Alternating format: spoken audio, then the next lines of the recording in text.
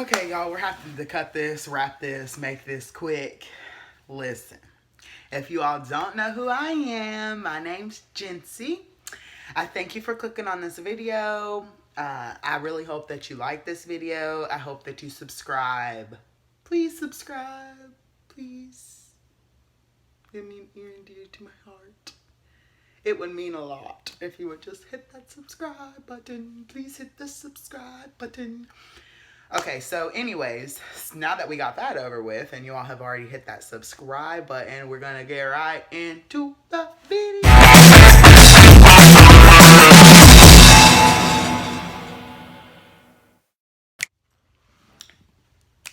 Good morning, or afternoon, or evening, or whenever this gets posted.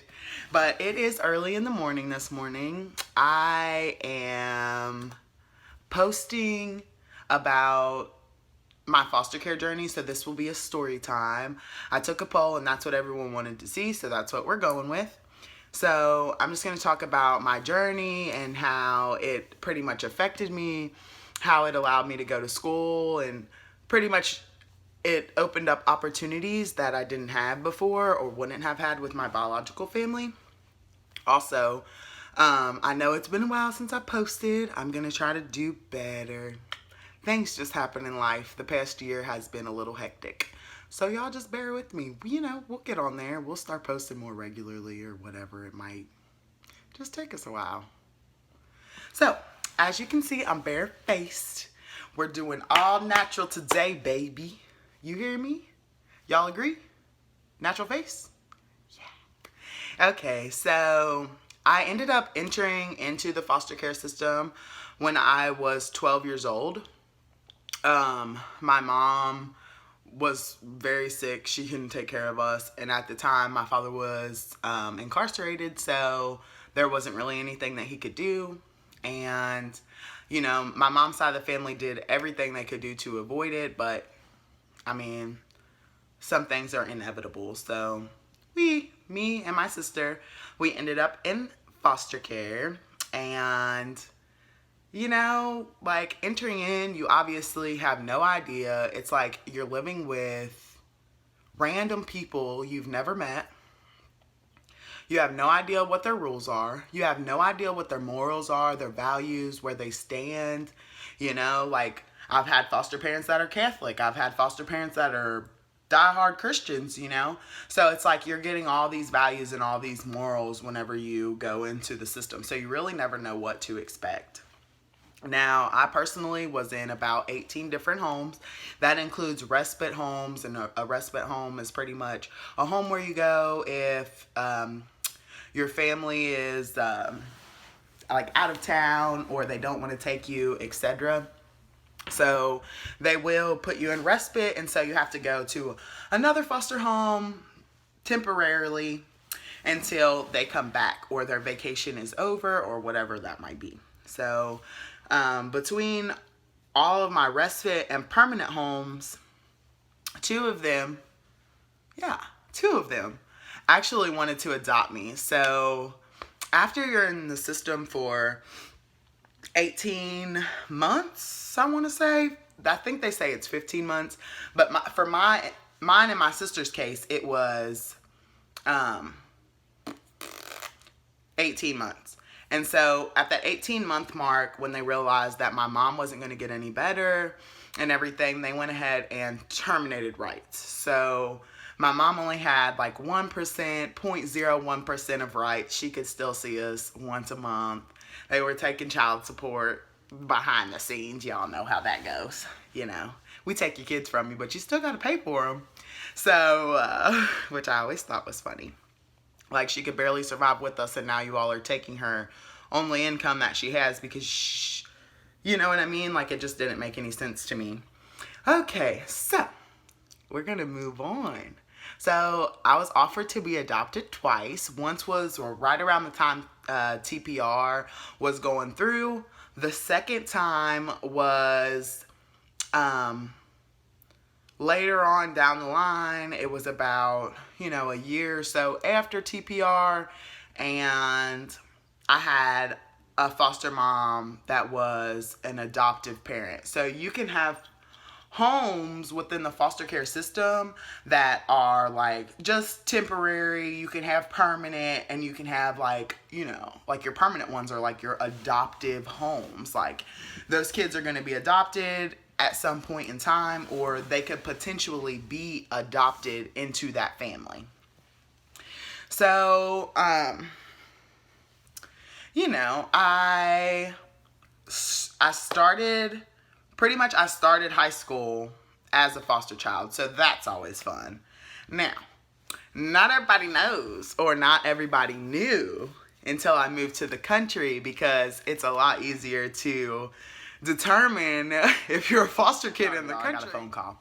Anywho, so not only is it easy to determine that you're a foster child in the country because of the color of your skin, but like I said, accent plays a part in it. Just the way that you dress, just all of those things. Everything's so different in the country, and I love the country. There was nothing wrong with it. I actually grew in the country. I found myself. I know who I am, because living in the country, that's all you have to do is find yourself, really. I mean, let's face it, the country's boring. But it is a way of life. You know, I would love to have some chickens one day soon. Come on, somebody give me some chickens. Anyways, so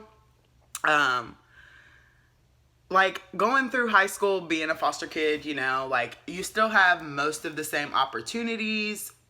Not all the same opportunities, because like I said, you're not allowed to ride. I personally wasn't allowed to ride in the car with anyone under the age of 21. I wasn't allowed to go and spend the night with my friends if their parents didn't have a background check, or I wasn't even allowed to go over there for a couple hours while their parents weren't home, or if their parents didn't have a background check in general, I wasn't allowed to go over there.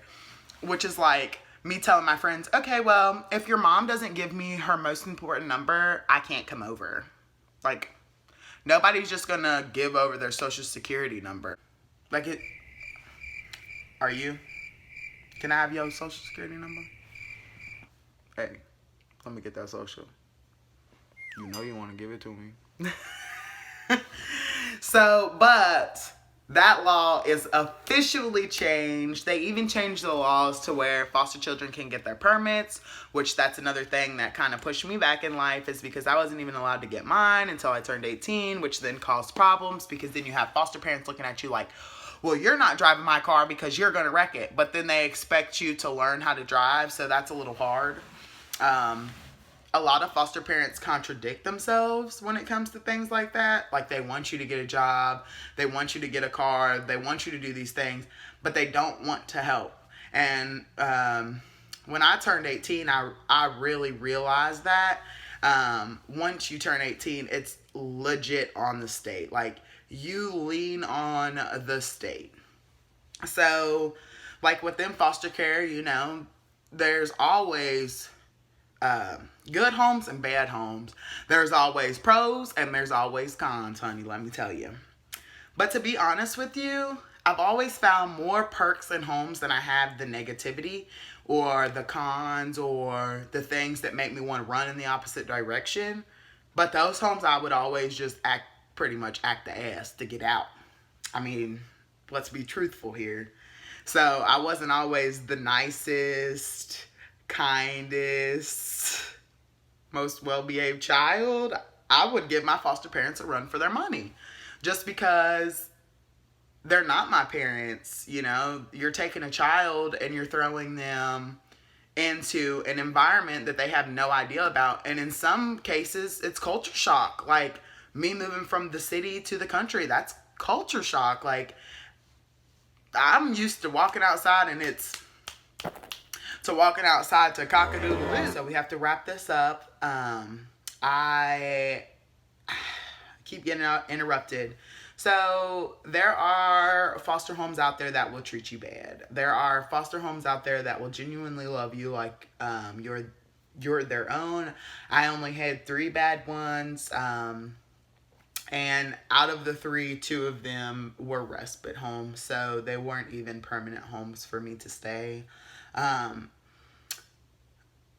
The opportunities that the system gave to me was college, which is another story time. College has been such a hard such a rewarding and encouraging journey that I don't think I would have it any other way. I think that if I wasn't taken away from my parents, placed into the system, that my life would have been totally different. I probably wouldn't have graduated high school. I probably wouldn't have went to college. All of those things play a huge factor.